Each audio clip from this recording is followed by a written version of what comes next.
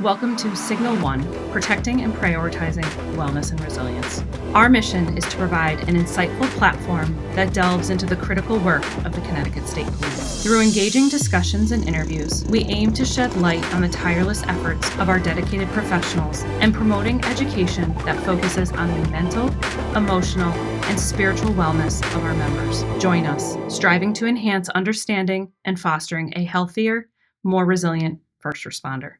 Thank you for tuning in for another episode here of Signal One Podcast. Today I have a distinct pleasure of communicating and having an open discussion with a clinician that has been an amazing support and a resource to our agency for several years now.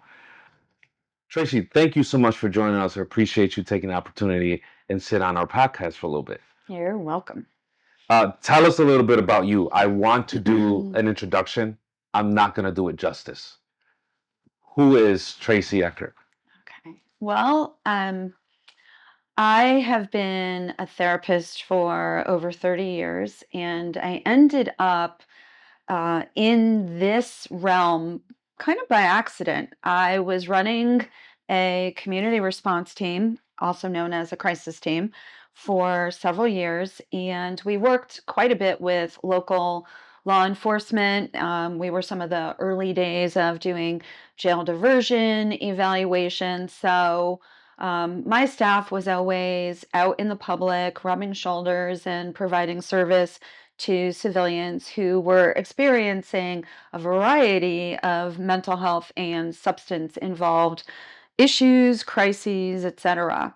The crisis team began to evolve, and we were asked to do way more things like critical incident debriefings, responding to accidents, things that you've all seen on the news. And because of that, the relationship with law enforcement grew.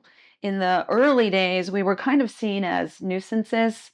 You know, they didn't want all of those touchy-feely people getting in their way and messing up the work that they did. But I think that over time, they began to see the value that we added in managing some situations so that they could do the jobs that they wanted to do, and we could assist in the variety of ways that we could.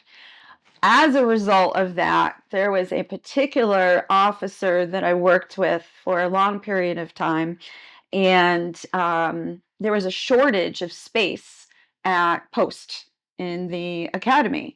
And so it was at New Britain Police Department. They started their own satellite academy, and this particular officer who was managing the academy said to me, "Hey, do you want to start teaching for us at the academy?"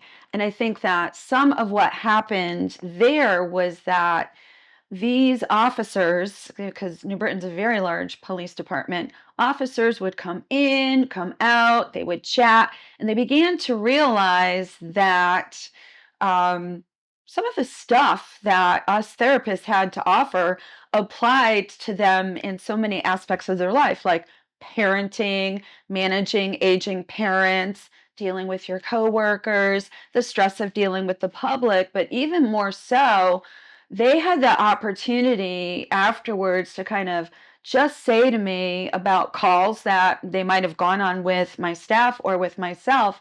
They began processing those, and my career kind of jumped from, without my intention, working alongside with them, even though I wasn't always welcome. I wasn't the most popular girl to dance at the time, to providing therapeutic services to them in the hallway. And then they wanted to come into my private practice, and it just began to grow from there. So it wasn't anything that was intentional when I was younger. It just felt right. It was a good fit. And I think because of my experience of being out in the public with them and seeing what they saw and knowing how they had to navigate, as well as dealing with their family members when I was working at the academy and doing family night and stress management, etc. I think that they were able to see the value in being able to have their own conversations with somebody that understood their world, where they didn't have to kind of really tell the entire story. They could get down to pointedly what was on their mind. Mm. So it was sort of a stumble into this. Wow. And over 30 years of clinical work Hmm. and really involved with law enforcement, Hmm. you've watched the temperature, the seasons, the culture Yeah. of policing change. Hmm. How do you see it from then to now? I actually say very often to the people that I'm working with, depending on the age that they're at or how many years they have in the field, this career has changed before all of our eyes.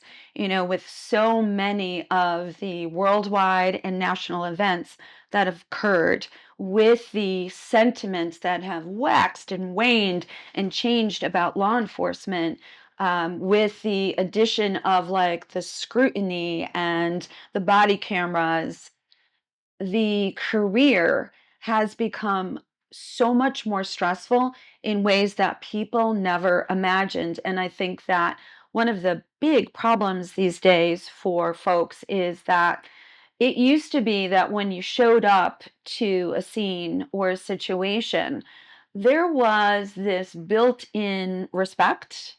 You were an authority figure. People were relying on you for your training, for your expertise. We looked to you for safety and stabilizing all of the situations.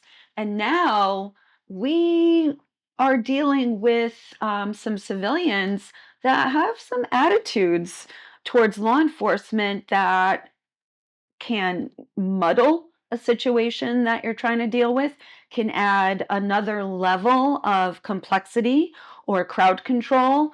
You've got cheerleaders and onlookers that are not actually trying to support you. They're trying to destabilize your focus. They're challenging you verbally. They're more, and I don't want to say like this is a broad brush, but when folks are coming into my office and we're having conversations, there is a new level of stress with responding to the public. You never know, are you a welcome addition to this situation? Or is somebody wanting to use that as an opportunity to be heard or get into your face? So the talent that is required in managing people while you're also attending to what you were called there for in the first place is enormous. The demand upon all of you is enormous. So the amount of stress involved in just the job alone, and then now we add on the circumference of issues Hmm. outside of that.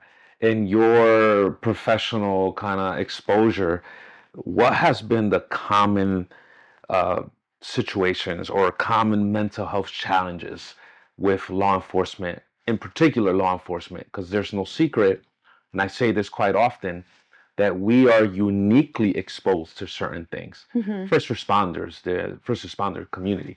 What are some of the common threads that you've been seeing with first responders? What have we been dealing with? Mm. Um, First, the career change. Um, the career change in, ends up impacting um, confidence, pride. I know more and more people working in law enforcement that don't actually tell folks what they do for work. Mm. They're keeping it Mm. quieter. And with that, it comes a suppression of who you are talking to about your day to day existence. So, um, the privacy that you're putting into place is really almost secrecy. Mm. You don't want to be evaluated, you don't want to be scrutinized, you don't want to be judged, uh, don't want conversations going into a political arena. So the isolation, like in your normal family and your social interactions, is increased. So when all of that stress is internalized and you are keeping your walls up because you're being very watchful, that stress is magnifying into other areas of your life. The other common denominator is the connection with your family members. This world has changed so much in the past several years. And then with the addition of social media, everything's being televised. We're getting stuff instantly. We're getting updates. There's such an onslaught of incoming negative information, and the people around us are very well aware of it.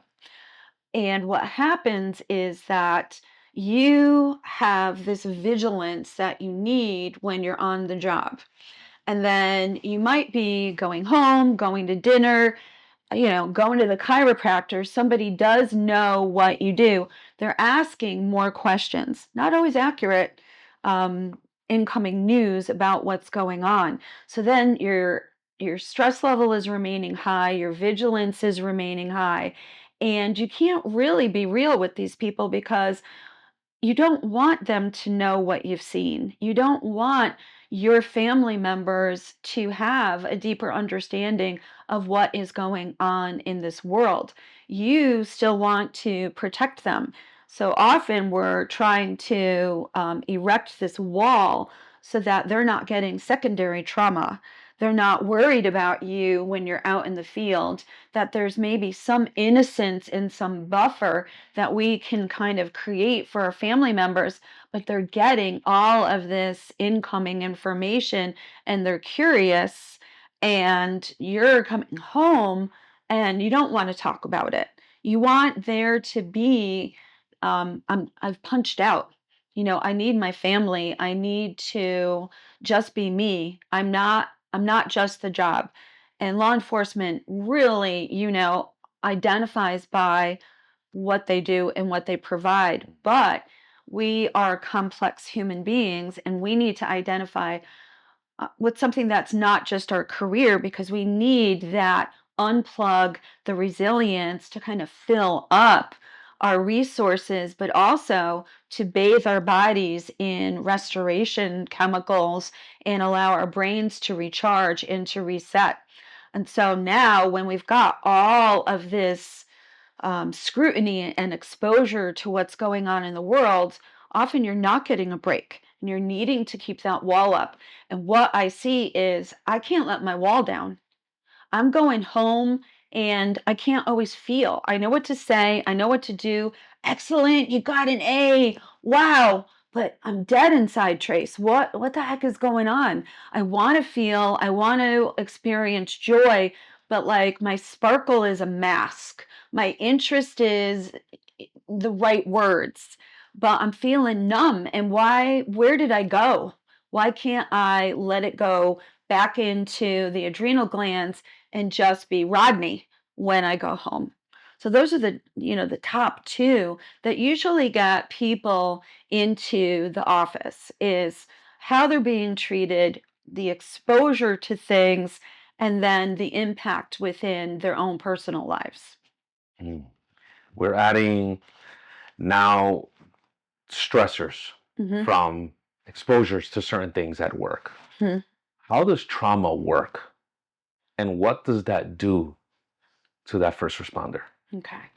So, first of all, not everybody really understands what trauma is. And I think that when we use those words or we use diagnoses or labels, people get really skittish.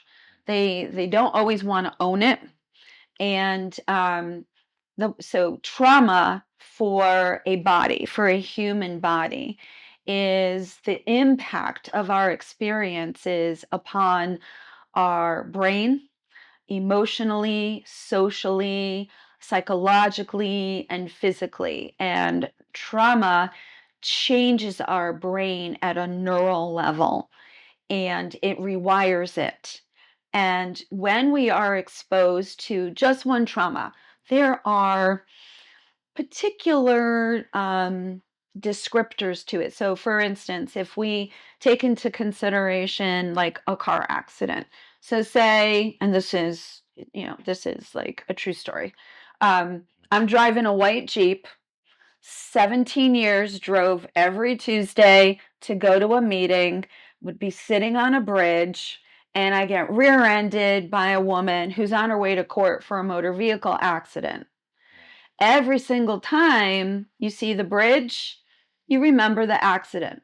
That's not necessarily trauma, but it's how it kind of goes into the file folder. White Jeep. Remember my white Jeep? Got rear-ended by some woman when I was on my way. Remember that meeting we went to for 17 years? Now, I use that example because that exit has been changed in New Britain. That bridge has been changed in New Britain. The police department that was to the left has been basically flattened, and the new police department's on the other side, and we have a new courthouse, and that meeting's been dismantled. But if I'm still going to go to New Britain Court to do an evaluation, the entire route kind of wakes up in the back of our brain a memory, because the brain is built with a negativity bias. And that negativity bias means that it will latch on in mere seconds to a threat to a human being.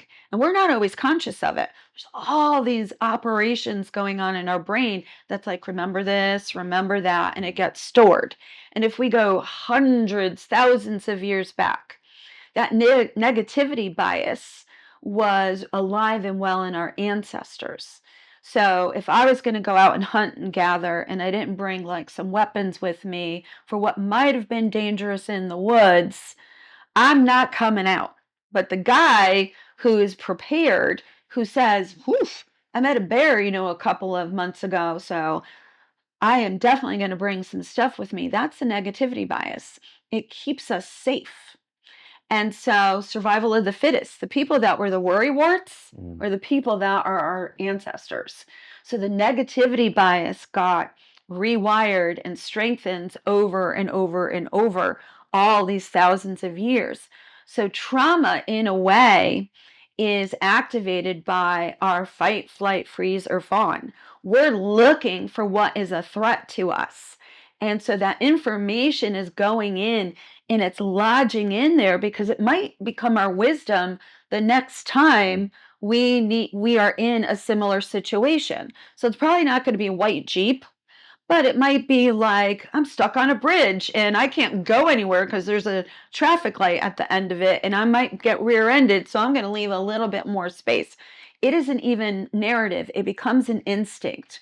But trauma becomes really negative when it is impacting our day-to-day functioning, when we are changing our lives too much because of it.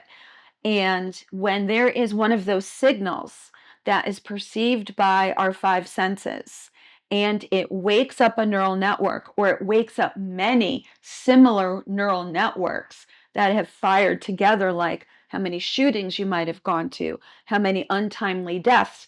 They're all very individualized experiences, but they have common denominators. So trauma will get a notice, a trigger, a piece of information that is perceived through the amygdala. The amygdala is like the seat of your emotion. It's like my Italian grandmother. She never forgets. She reminds you of stuff all the time to keep you safe, right?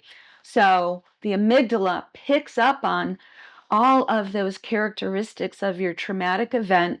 It goes into your brain, and then it makes all the other parts of your brain fire up and be on high alert.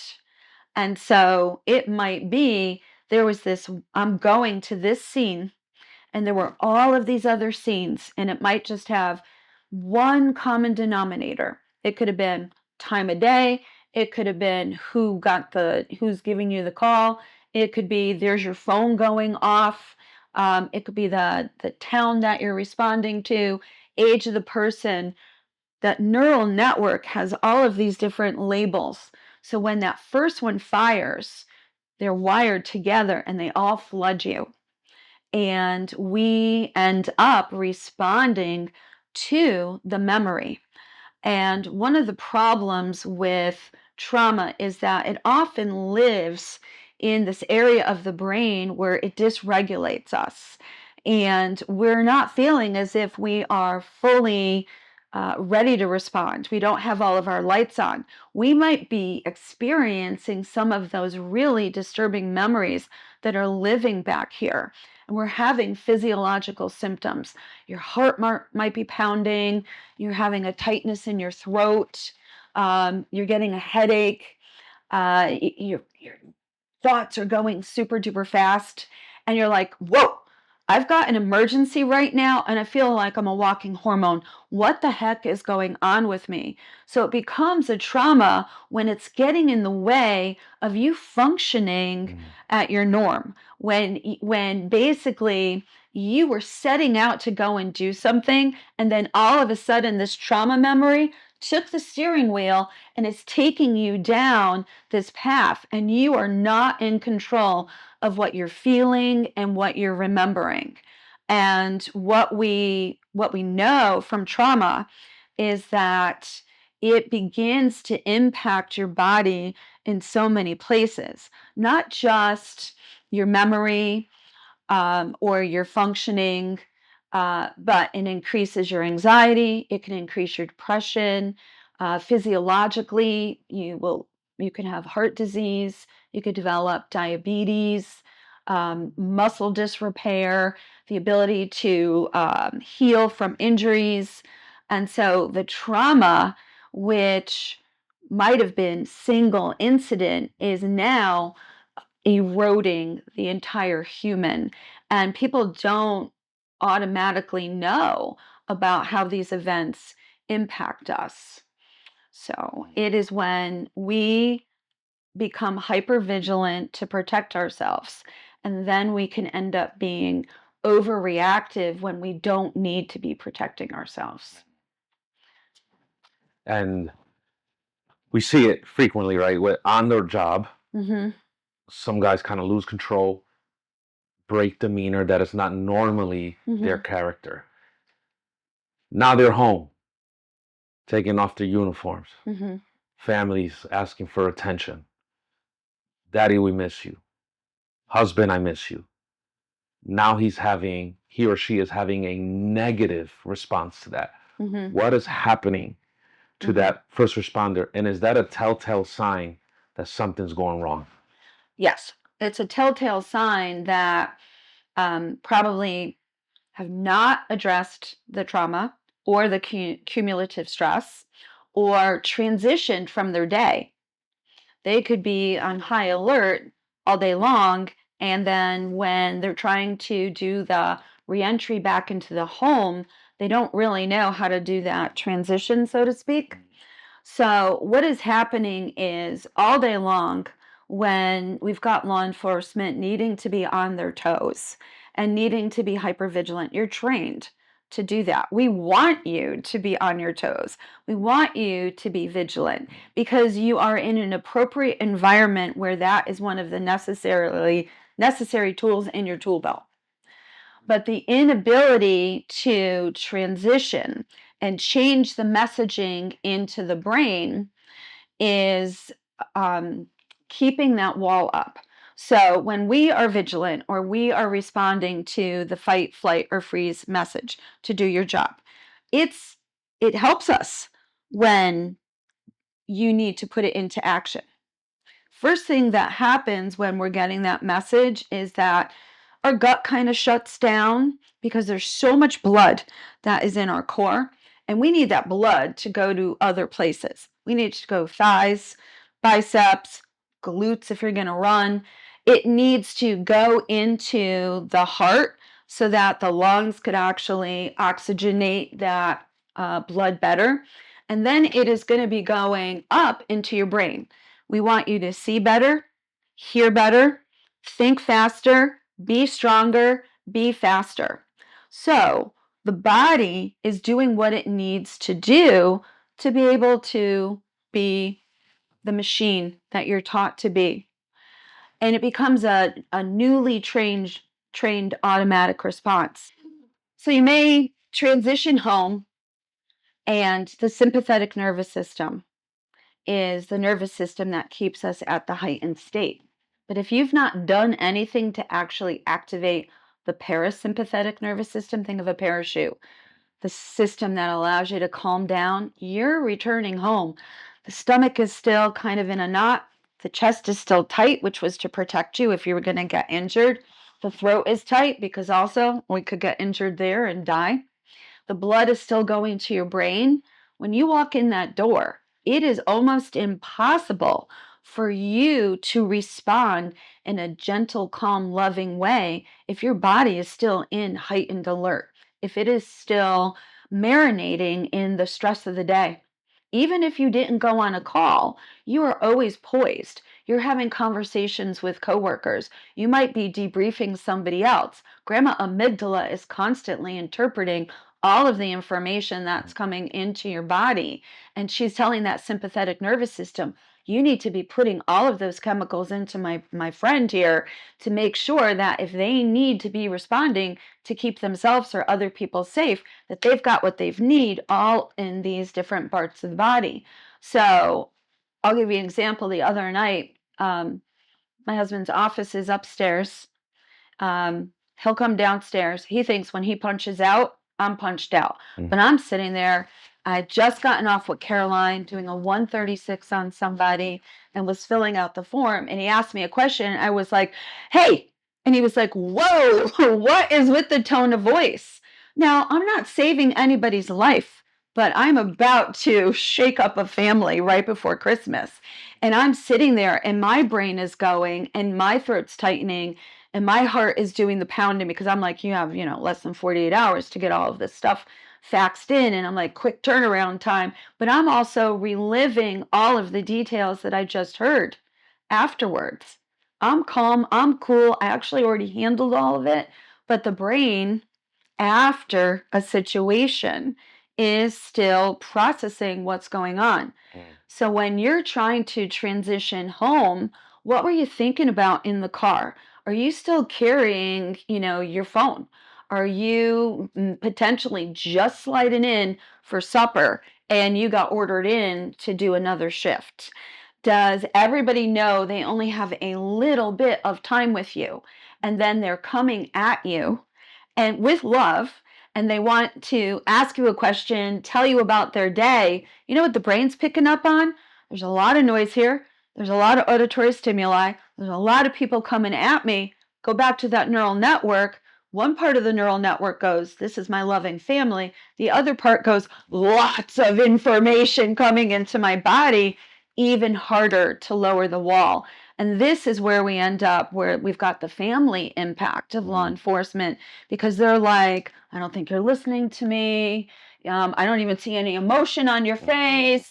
The kids just want to hear some accolades from you, and it's kind of staccato. What the heck is going on? And it's not something that you can do willfully. You can't sit there and say, like, okay, get all that adrenaline to go back into the adrenal glands, make the blood go to where it needs to go, soften my throat, please, because you haven't transitioned yet.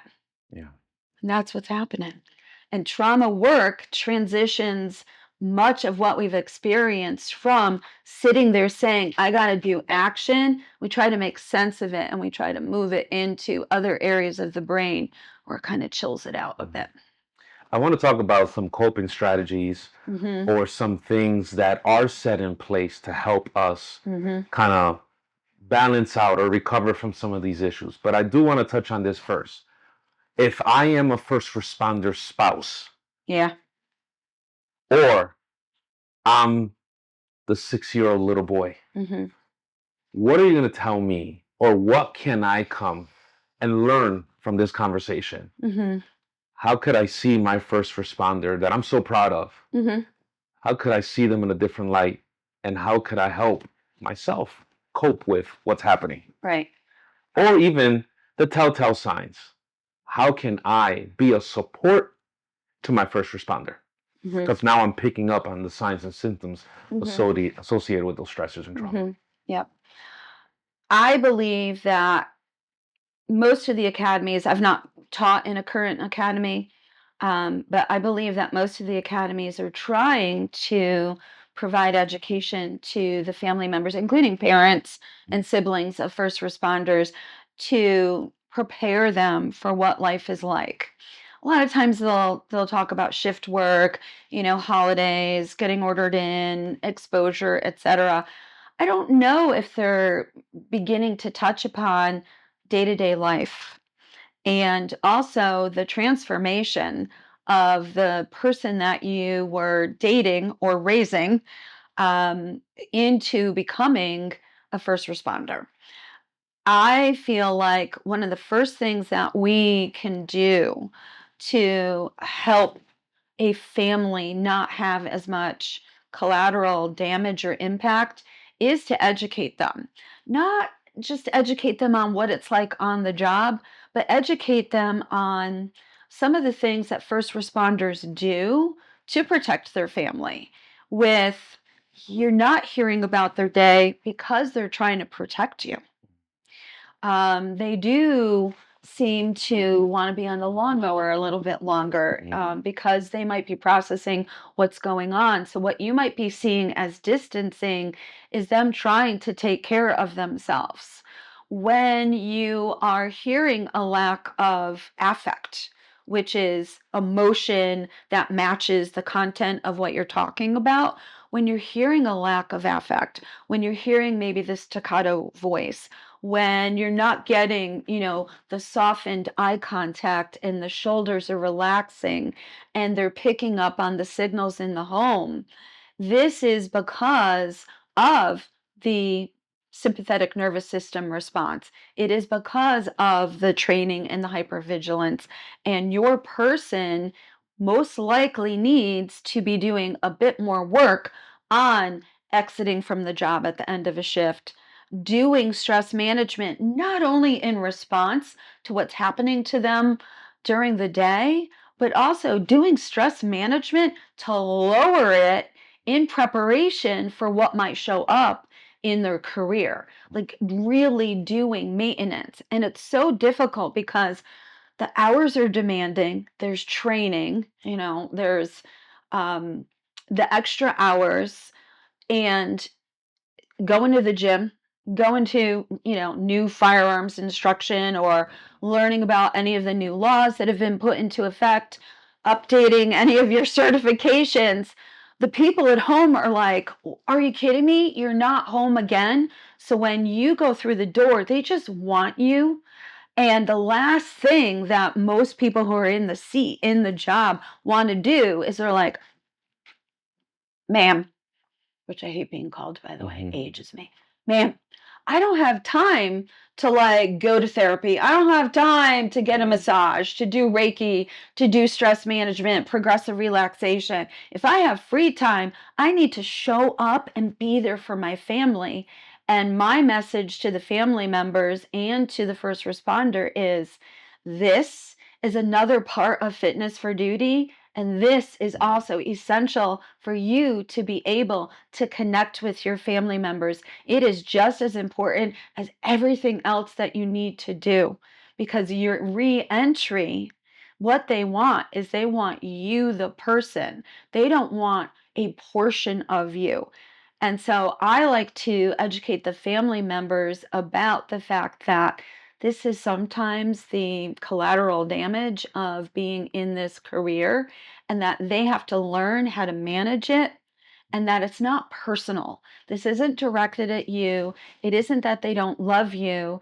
It's that they have to learn how to take care of themselves and reconnect with the family members. For the family members themselves, we've in Connecticut, we've had a number of really horrific incidents in the past couple of years. And people's hearts were so huge. And many therapists and other agencies were trying to put in place like support groups for the family members of law enforcement. Um, One, they got a really huge peek into some of the behind the scenes stuff because of the severity, the enormity, and the duration of what our state has endured. So they were putting supports in place. And one of the things that I was finding happening was that I was getting spouses in my office that when they were talking with other spouses, they were now hearing details about things that went on because one spouse got a certain amount of information or one dad got a certain amount of information, and then their first responder wasn't sharing it. And now they are misinterpreting that as there's more distance, there's more disconnect, I don't know them anymore, what is going on? And having informed treatment for loved ones of first responders is essential. But I do believe that the therapist that is going to be providing that kind of intervention, education, support, conversation, and strategies, they really need to know what the life of law enforcement is like so that they are not learning about it through these family members, but they're able to kind of hit the ground running, boots on the ground, and be able to provide some solutions for that. You asked me about some of the signs that you would see in the home, the affect changing, disconnection, minimizing.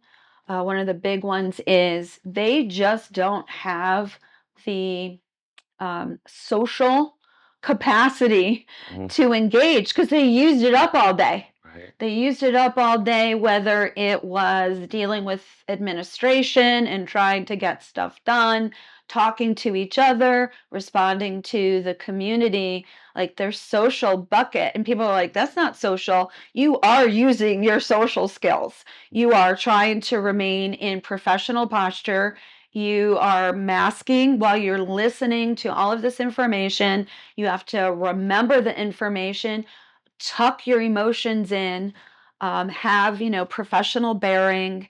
And then when you go home and you hear this stuff, you're like, my social meter is complete. It's marking it as full. So when we're seeing that, we kind of need to feed it back to the person who's working in this career because it doesn't always register. And it doesn't always register because when we are adrenalized, adrenaline is like anesthesia. We don't feel it.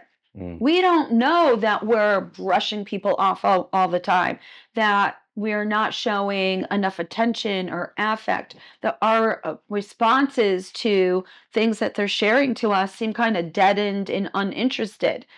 They might still be in their head, but it's not registering and you're not getting the response that you want. So the disconnection, the staccato voice, the lack of emotion, sleep issues, appetite changes. So the sleep issues, I should go back. It could be insomnia. It could be sleeping too much, fitful dreaming.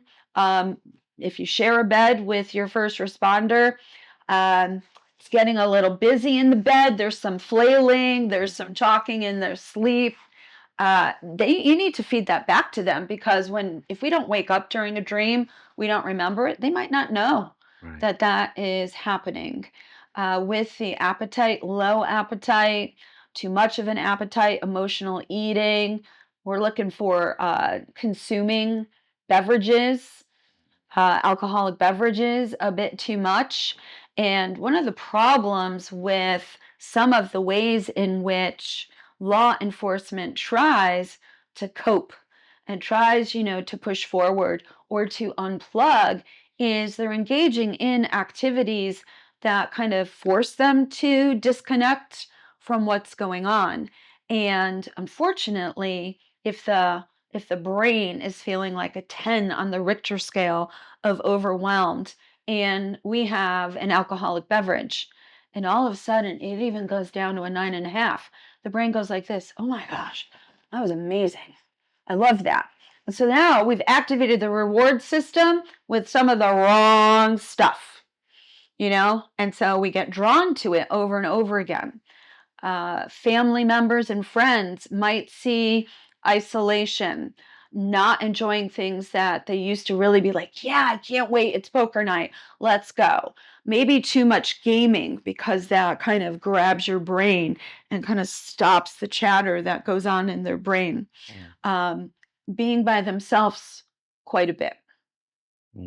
those are some of the most frequent first things that family members will pick up on. Wow.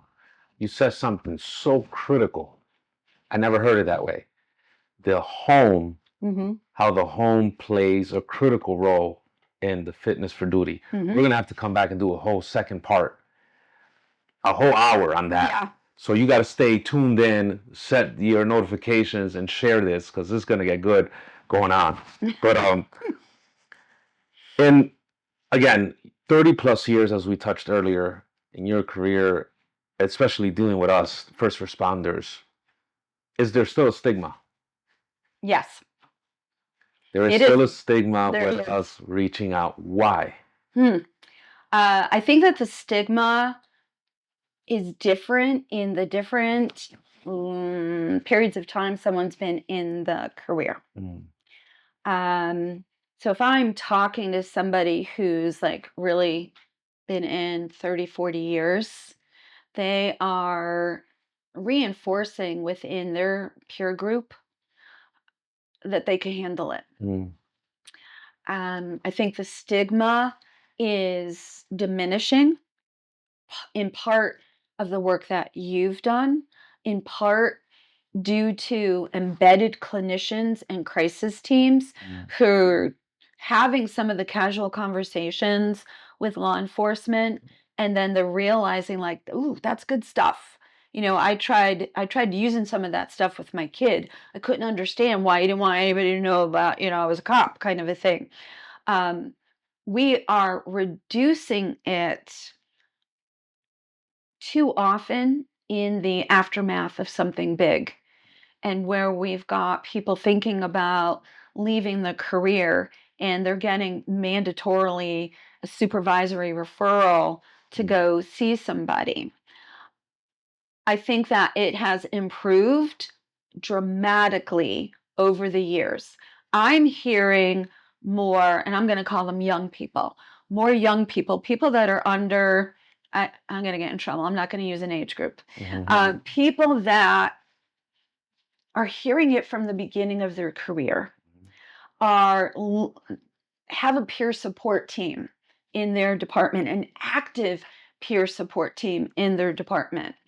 The language that is used in the hallways about people that are seeking services, normalizing it, hearing people talk about their positive experiences of all of the services that are available to them, and really talking about the science behind taking care of yourself, taking care of your family, the effectiveness of maybe even just switching how we communicate with each other and our family members. And then somebody comes back and says, you know what, we had that in service the other day about, how to manage our adolescent kids. And I was constantly using this particular style with my child. And I couldn't realize why my child was yes-butting me and then wanting to sort of, get back at me and jangle my nerves and attack me. And we went to that stress management class, and I realized my kid was stressed because I was going to be taking away his phone, which is his lifeline to all of his friends, and then he's going to have fear of missing out. And I was whacking the bee's nest with, look at me when I'm talking to you. And instead, I just said, you know what, we're going to revisit it later. And I backed off. And all of that was the good stuff that I learned about stress management with law enforcement. This stuff applies to everybody. And so when people are kind of talking about and sharing how this is something we should be using every day, as much as, using conditioner, starting our car, going to the grocery store, and that it changes how we are traveling throughout our day, and it's a benefit, it's going to reduce the stigma more. I often use this analogy with, if you are in your vehicle and you are driving around on tires that have 50,000 miles on them, you are going to be feeling every bump, every gravel, every twist and turn. But you're driving, I don't know, a Mercedes. It's supposed to be a smooth ride. You are the Mercedes, but the bald tires is your inner workings. It's your brain. It's your reactivity. We need to start talking about this as being as essential. But yeah, the stigma, if you don't have somebody who's been exposed to the benefits of it and how it is ordinary, and we use it every day. I don't label it as something. I just say there's a particular style, there's a strategy that I use. I'm going to unplug. This is what I do to unplug. It's part of my normal conversation. Nobody sits there and says, "Oh, you're using that psychotherapy stuff." And we become agents of change. And that's one of the most important things for law enforcement that is engaging in all that there is to offer out there for emotional, physical, and social wellness, is when it becomes the norm and you're talking about it every day. There's a ripple effect of agent of change, and that is going to continue to reduce the stigma. There are 3 generations in first responder world right now. And I say, I don't want to minimize it to age. I mean, probably eras or time frames. You got the rookies that just show up and they're all about the job, 0 to 100. You have the dinosaurs like me that are getting ready to hang it up and walk away because we're at the end of our career. Then you have that group of guys and gals that are in the middle of their career, that already got over the hump. They're all dealing with something in some capacity. Why is it important then for any one of these 3 generations to come and seek help, speak to a clinician, or really start caring about their mental and emotional stability? I like the way you categorize these people. For the new people, completely different job. And often you're unprepared for it. When you are all picking this career to go into, you probably had an ideal about what you're hoping to do and accomplish. And usually it's your heart. It's how you feel about humans. And when you go into this job, and now you might be a medic, you might be a social worker, you need to know that it's going to impact you on a social, emotional, physiological basis if you want to make it to the end of your career. But you're defining what's the end of your career. And so the young people that are coming into this, they need to know that it isn't just about helping others, that sometimes the scene is completely over and you're happening upon some sort of tragedy that's already done. And it's going to impact you in ways that you've never expected. And if you want this to be your career for 25 or 30 years, you would be wrapped in bubble wrap if you had these strategies to manage how it impacts you. When we've got the older folks, older in their career folks, they're the people that are the harder sell to take care of themselves. And what I have found is that I've had people in this seat where they've said, I'm getting ready to retire. And they'll come in. Usually they know me from I've done an in-service or a training, or their friend has gone, or I've done a CISM, and they're like, hey, can I pick your brain?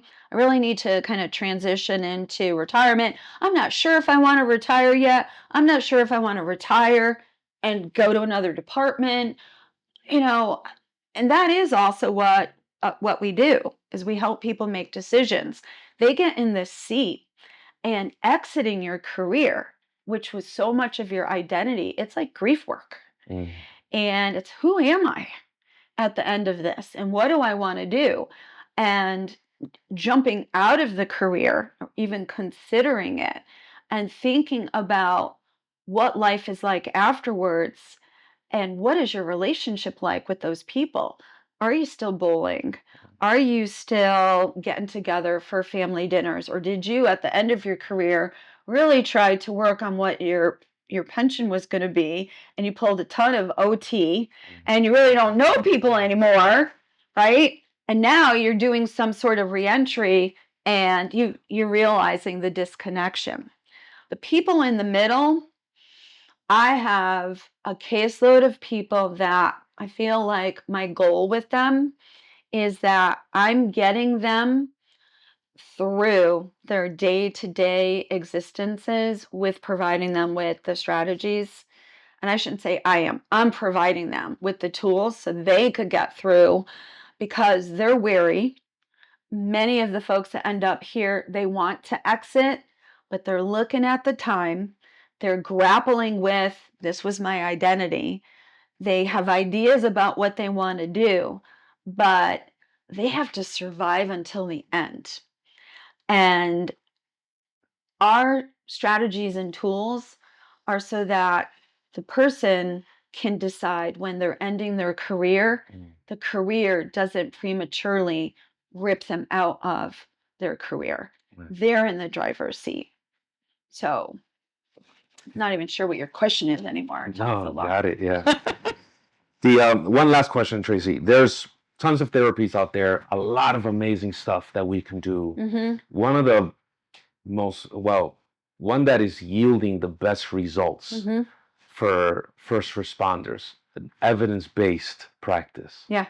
EMDR. Oh yeah. It's a great thing. Not a lot of people are taking advantage of it. Mm-mm. What is it? Oh boy.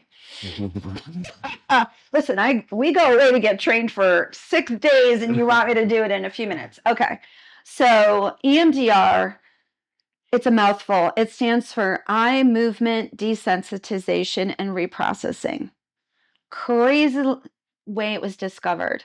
There was this woman, Dr. Francine Shapiro, who was going for a walk one day in the park, got a little upset at something, and moved her eyes upwards, and then realized that she felt better.